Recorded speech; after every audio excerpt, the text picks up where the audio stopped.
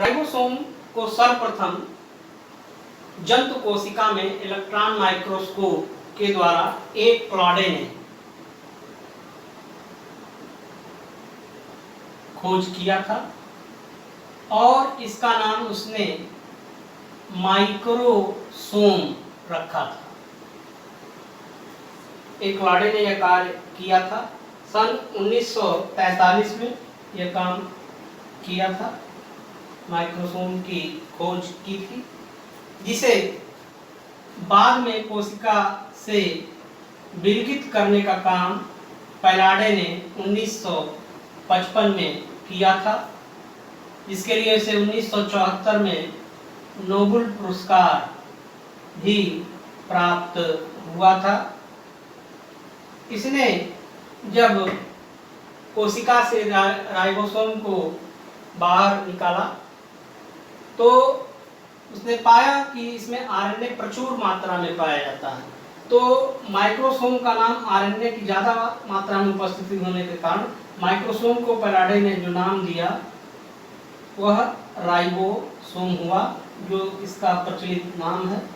तो राइबोसोम जो नाम पैलाडे के द्वारा दिया गया था और खोज की गई थी एक क्लॉडे के द्वारा 1943 में।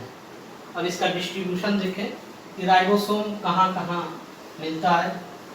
तो जितने भी यूकैरियोटिक कोशिकाएं हैं उनमें राइबोसोम पाया जाता है और ये राइबोसोम दो प्रकार का होता है, 70S और 80S। तो 70S और 80S टाइप का जो राइबोसोम है यह यूकैरियोटिक कोशिकाओं में पाया जाता है।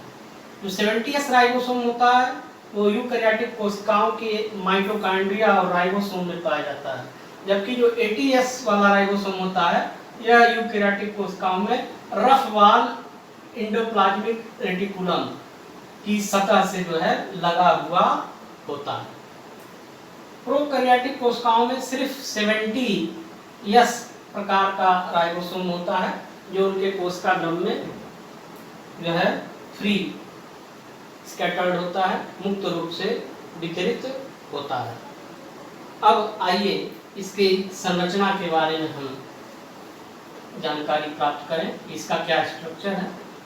तो ये एक सूक्ष्म सघन कण है जिसे सिर्फ इलेक्ट्रॉन माइक्रोस्कोप के द्वारा देखा जा सकता है। राइबोसोम ही मात्र शरीर का ऐसा कोशिकांग है जो किसी झिल्ली से घिरा हुआ नहीं होता है। इसके कणों का व्यास लगभग 250 एंगस्ट्रॉम का होता है और जैसा अभी हमने बताया कि यह कोई झिल्ली से घिरी हुई संरचना नहीं होती है। और अब हम इसके टाइप्स के बारे में जानकारी प्राप्त करेंगे।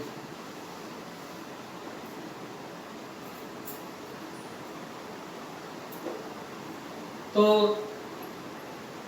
इसके मुख्य रूप से दो प्रकार हैं, अभी हम उसको बता भी चुके हैं। पहला टाइप है 70S राइबोसोम, जो कि प्रोकैरियोटिक कोशिकाओं में कोशिका द्रव्य में फ्री रूप में पाया जाता है और यूकैरियोटिक कोशिकाओं के माइटोकॉन्ड्रिया और राइबोसोम में पाया जाता है। यह जो है इसका जो आणविक भार 2.7 × 10⁶ डाल्टन होता है। यह दो उप इकाइयों से मिलकर बना होता है 70S, जिसमें जो छोटी यूनिट होती है 30S की उप इकाई और एक बड़ी यूनिट पाई जाती है जो 50S की होती है। तो दो इकाइयाँ होती हैं, एक छोटी होती है और एक बड़ी होती है। छोटी को 30S उसका अवसादन गुणांक, उसको यस को हम बोलते हैं सेडिमेंटेशन कोफिशिएंट और हिंदी में अवसादन गुणांक। तो छोटी उप इकाई 30S की होती है और बड़ी उप इकाई 50S की होती है। जो 80S टाइप का राइबोसोम है यह यूकैरियोटिक कोशिकाओं के रफ वॉल्ड एंडोप्लाज्मिक रेटिकुलम की सतह से लगा होता है। इसका आणविक भार 40 × 10⁶ डाल्टन होता है। इसमें भी दो उप इकाइयाँ होती हैं, एक छोटी और एक बड़ी। जो इसमें छोटी उप इकाई होती है उसका अवसादन गुणांक 40S तथा जो बड़ी उपिकाई होती है इसका अवसादन गुणांक 60s का होता है। आइए अब इन दोनों राइबोसोमों के रासायनिक इसका वो स्ट्रक्चर देखें। जो 70s राइबोसोम है, जैसा कि हमने बताया, इसमें दो उपिकाइयां हैं। बड़ी उपिकाई 50s सब यूनिट और जो छोटी है वो आपकी 30s उपिकाई बोलते हैं सब यूनिट। ये जो बड़ी उपिकाई है ये भी दो भागों से मिलकर बनी होती है। पहला भाग जो इसका कहलाता है क्रोड कण, कोर पार्टिकल, और जो स्प्लिट प्रोटीन। तो 50s जो सब यूनिट है ये दो भागों से मिलकर बनी है, क्रोड कण और स्प्लिट प्रोटीन। उसी प्रकार से जो 30s उपिकाई है इसमें भी स्प्लिट प्रोटीन और कोर पार्टिकल पाया जाता है। कोर पार्टिकल दो भागों से मिलकर बना होता है, एक कोर प्रोटीन और इसमें जो है 5s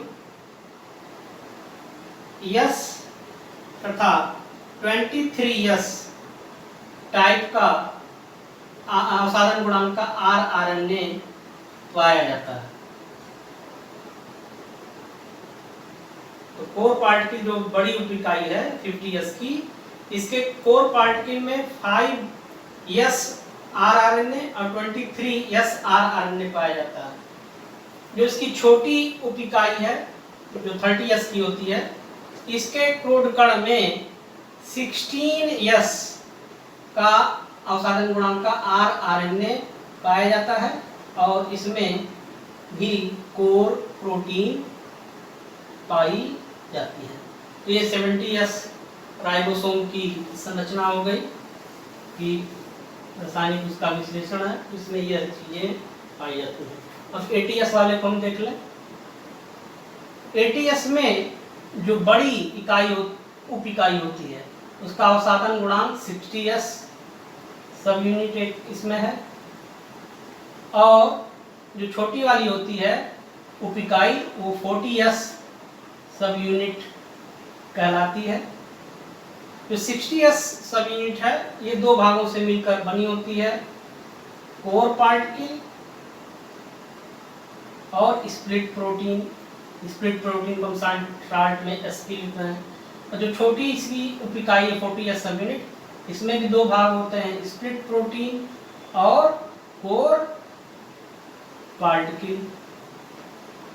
इसका जो कोर पार्टिकल होता है बड़ी उपिकाई का 60s वाले का, इसमें जो rRNA होता है वह तीन होता है, तीन टाइप का, 5s rRNA,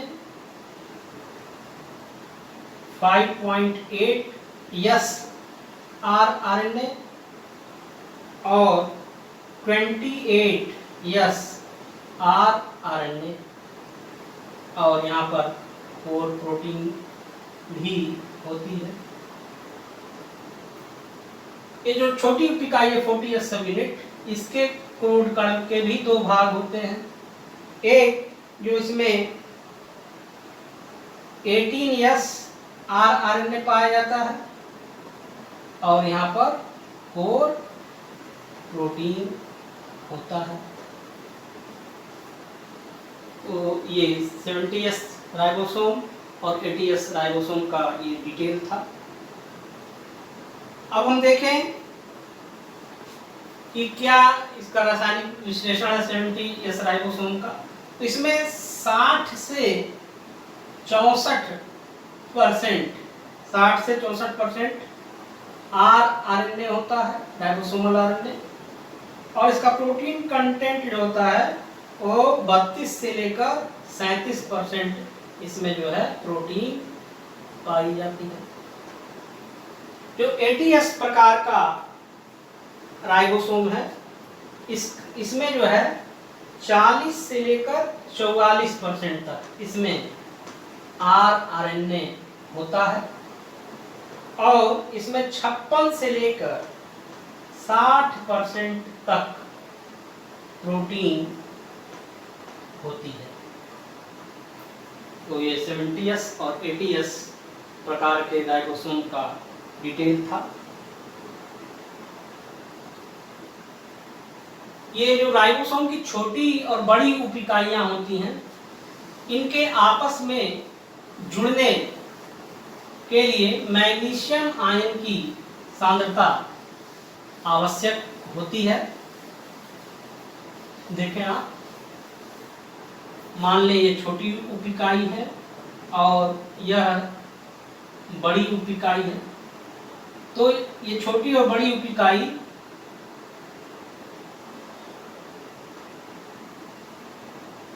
ये दोनों मिलकर जो है एक कंप्लीट राइबोसोम बनाती है।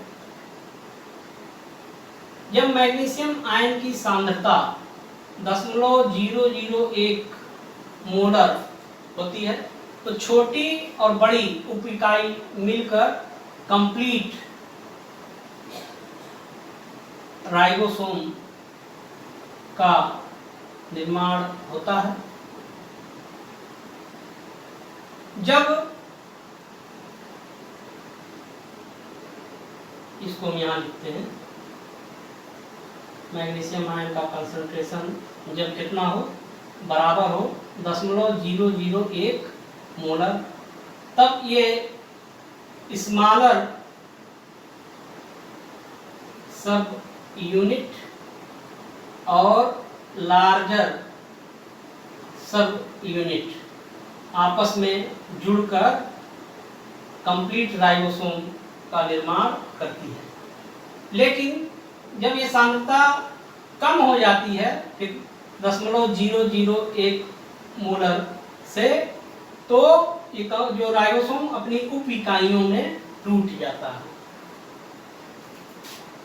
और जब ये मैग्नीशियम आयन की सांद्रता 0.001 से अधिक होती है, तो राइबोसोम आपस में जुड़ने लगते हैं। तो पहले डाइमर, ट्राइमर और इस तरह से कई जुड़कर पॉली राइबोसोम का निर्माण करते हैं। ये डाइमर हो गया। तो अभी आपने देखा कि मैग्नीशियम आयन की सांद्रता राइबोसोम की इकाइयों को आपस में जोड़ने के लिए और राइबोसोमों को आपस में जोड़ने के लिए आवश्यक होती है। जो 80S राइबोसोम है, इसकी जो बड़ी यूनिट होती है 60S सब यूनिट, यह रफ वॉल्ड एंडोप्लाज्मिक रेटिकुलम की सतह से जुड़ी होती है और इसके लिए एक विशेष प्रोटीन की आवश्यकता होती है, जिसे हम राइबोफोरिन कहते हैं, फर्स्ट और सेकंड।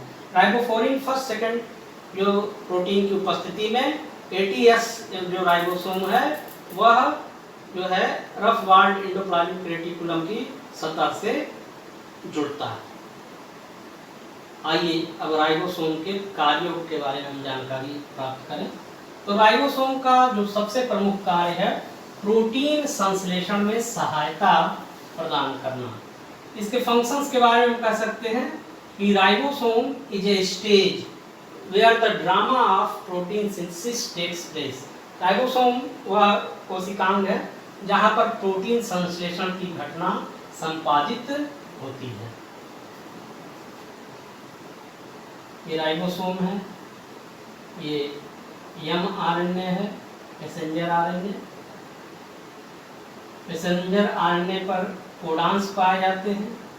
टीआरएनए के एंटीकोडान इनसे पेयरिंग करते हैं और अपने साथ ही अमीनो एसिड्स लाते हैं, और इस तरह से टीआरएनए अमीनो एसिड्स लाता रहता है और ये अमीनो एसिड्स आपस में जुड़ते जाते हैं और इनके जुड़ने से प्रोटीन का जो है निर्माण होता है।